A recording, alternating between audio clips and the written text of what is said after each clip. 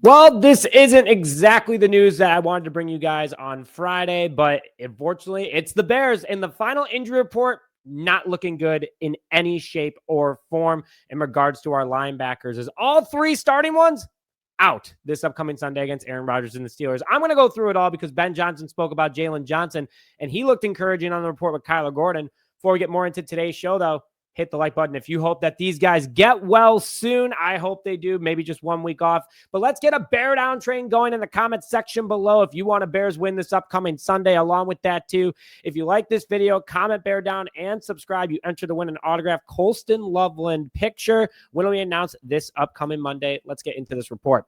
It's bad. No other way to put it. Straight out bad.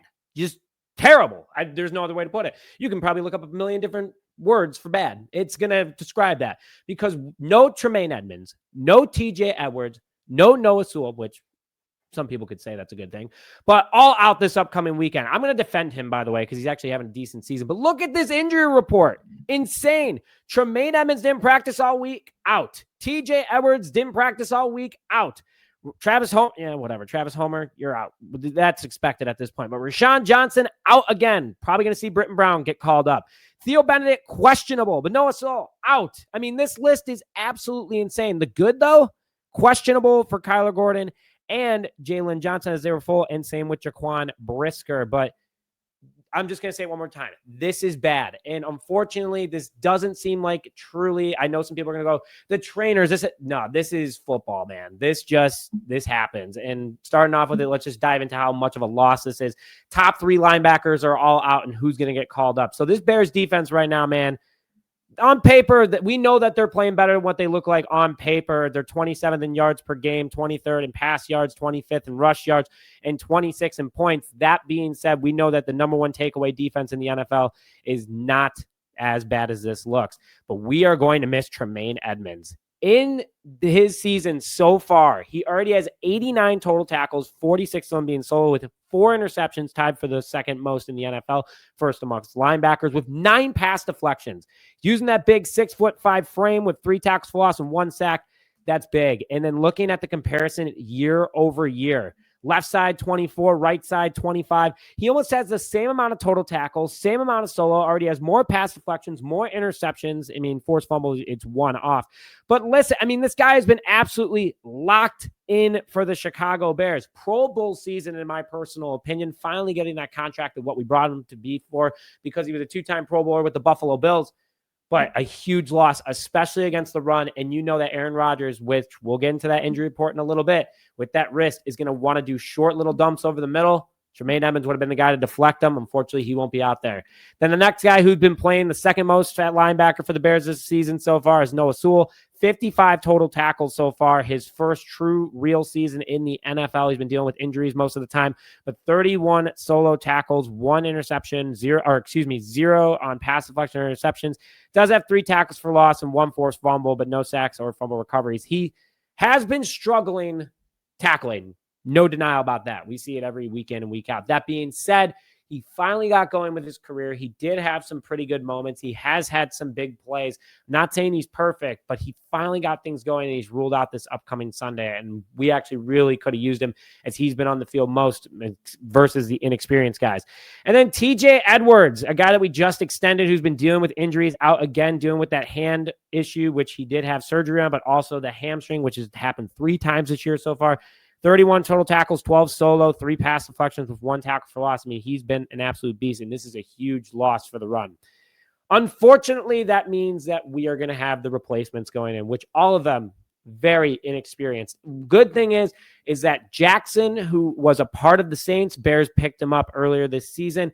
He does know this defense, so at least he'll be somewhat prepared. But we have a lot of people coming in that don't know this defense. I mean, we did just go out and sign linebacker Jalen Reeves-Maybin to the practice squad, likely going to get called up, but no experience with this defense. And then Ruben Hippolyte, I mean, really hasn't played. It's finally his opportunity. That being said, Jackson as well. These are the replacements for the Chicago Bears at the linebacker position. Bears probably are going to end up working some people out over the next 24 hours, so I'll keep you guys posted on that. But there's just a lot going on here. lot going on. So unfortunately, that's the deal. We'll get more into it right now. Before we do, we're only 17 away from our next goal of 39,500 subscribers, and we're almost less than 5,500 away from me going full-time on YouTube. Please hit that subscribe button if you haven't already to stay up to date on all Chicago Bears news and notifications, and you enter to win that Colston Loveland autograph photo. Now, Brisker added to this report. Doesn't sit right with me. That being said, he was full good to go this past week. And just pulling up the injury report again for you guys to look at, you can see Jaquan Brisker was full on Thursday and Friday. Still don't like that he's listed as questionable, but Kyler Gordon and Jaylon Johnson both full as well. Jaylon Johnson back-to-back days, Kyler Gordon full. So we could see these guys out there. And Brisker, I really don't want to see him out this upcoming week at the safety position. Jonathan Owens would take over. That said, he's having a really nice season. 49 total tackles, 29 solo with 1 interception, 3 pass deflections, 1 tackle for loss, and 1 sack. Dennis Allen's been using him. We need Kyler Gordon and Jaylon Johnson to for sure be out there this upcoming weekend. Those guys are crucial when it comes to stopping the run. Kyler Gordon especially, and on those blitz packages. Along with that too, Jaylon Johnson, we've missed him. Arguably one of the best defensive backs in the NFC, if not the NFL. Paying him that money as well. Want to see him out there. And he's been doing a great job rehabbing, so shout out to him. But, you know, Ben Johnson today did kind of hint what the deal is with Jaylon Johnson. He said, I don't know, we'll see. But he said it with a smirk when asked about Jaylon Johnson playing this upcoming Sunday. So we need those guys out there for sure, but you do have C.J. Gardner-Johnson, who has been playing some pretty darn good football for the Chicago Bears. Josh Blackwell can get called into there. Nashawn Wright, again, has been playing well. Tyreek Stevenson still could play this upcoming Sunday. So the panic button, it looks bad right now because so many people are listed. People are going to play. They're just going to figure out who over the next 24 hours. So we'll have that for you guys here on Just Another Year Chicago Bears. But my big issue at the end of the day is the linebacker room. Linebacker room is just banged up right now. That's a crucial room. We've already struggled against the run, so we're really going to have to be relying on the defensive line in order to stop that Pittsburgh run game. It is what it is. Injuries do happen in this league. Unfortunately, it is the game of football, but big issues here for the Bears. So I'm hoping that these guys get better sooner than later. Let's go into the Steelers injury report. Is that Rodgers is listed as questionable, according to Steelers head coach Mike Tomlin. And he said that earlier today on Friday, November 21st. Steelers head coach Mike Tomlin told reporters that quarterback Aaron Rodgers is questionable for Sunday's game versus the Bears due to a left wrist injury. This is a very big deal. I mean, again, Steelers head coach Mike Tomlin told reporters that quarterback Aaron Rodgers is questionable for Sunday's game versus the Bears due to a left wrist injury. So that could help out things. But also, if he does play, that's a huge issue, especially throws over the middle. You're going to see a ton of those. Rodgers loves going to his tight ends, just giving off little dump offs. Along with that, too, their running back room. And we've seen the Steelers offense do this all season long. So there's a lot of factors that go into this one that you're like, man, missing these linebackers is big. I guess you can look at it positively that Aaron Rodgers is questionable, but I would love the Bears to play him and beat him at Soldier Field one more time just to close that chapter. But Aaron Rodgers, at the end of the day, he is who he is. He's probably going to end up playing through the pain. You won't see any big throws from him, so that helps out with the defensive back room. But then that will make different game plans for the Chicago Bears, such as making sure that you have a spy in the box at all times, making sure that you have a cornerback actually playing more of a linebacker position and covering a lot more of the field. Dennis Allen's going to have to get super creative. He was already going to have to, especially with how the Steelers offense is and how Mike Tomlin is, along with Aaron Rodgers being over there.